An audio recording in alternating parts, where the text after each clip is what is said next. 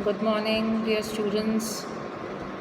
Today I am going to share with my second year students something on research methodology. Students, this paper of second year, that is research methodology, is very interesting in itself and very scoring. There are two papers in second year. First paper is research methodology and second is contemporary social problems. Students, both the papers in second year are very scoring. So if you study carefully these topics of your BA Part 2, I am sure you are going to get good marks. You can score good marks. So this is the time you have to study properly. In second year, you have to be very regular with your studies, and both the papers are quite interesting. So let us begin with social research. Dear students, when we talk about social research, first we would like to talk about research. Okay, what is research? Now research, as we see, it is re and search. That means re means again, that means to search again. Now what are we going to search again? Anything which has already been found or anything which already exists, that we can try to find out from a new perspective or new way, or we try to add something new to the existing knowledge. So there are two things. Number one, we can find out something new, or we can add to the existing knowledge whatever already exists. So what do we have to see? That we have to collect important data in this regard. Now you will ask that what is the meaning of data? So data means information. What kind of information? Relevant information.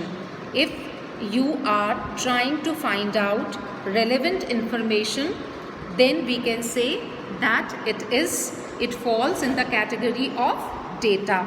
So we have to collect information. Now information is, supposing my colleague asks me that who are the students who are absent today in sociology class. So that is the required information that can be furnished, that can be given. So that is data. We can count it as data or information.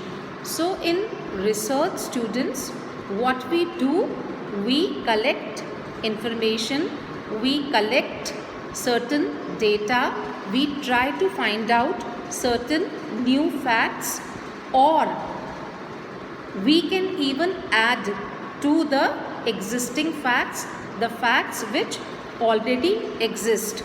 Supposing if we are going to talk about, now if we talk about social research, then social research is in relation to society. Whatever research we conduct in our society which is relevant to society, which is related to any social phenomenon, that is social research. Now supposing if I give you an example that the number of girls attending school, high school in a rural area, we are trying to find it out what is the number of students, girl students who are attending to school in rural areas. So that will be a kind of data which we are going to collect or which we are going to gather. So this is in relation to society. Okay, so research is to search again, and when we try to collect the information with regard to our society, or it is related to our society, then it has got something to do with social concept. Alright students, now there are a number of things or number of features, we can say, of social research. Now what is the most important feature of social research? We can say that social research, this is social in nature. Alright, now how it is social in nature? Because we are related, we are part of society.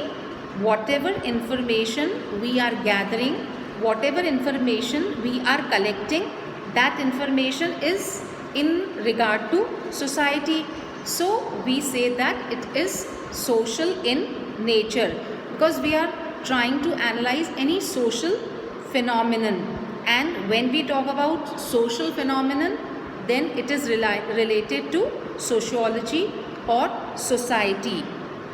Now society is a very, we can say, vast concept or phenomenon, and in society we can include a number of, you can say, concepts which might be related to our research. Now students, you are in second year. When you go to your, supposing tomorrow if you do your PG in any of the subjects like economics, statistics, geography, sociology, or any other subject, it might be related to your social sciences, then research is of utmost importance. If you go for higher studies, for example your MPhil or say your PhD, that is doctorate degree, then you have to be dependent on this, because then you are researching, you are trying to find out certain things, and on the basis of those facts which you have found out, you have to propagate theories, you have to give a theory.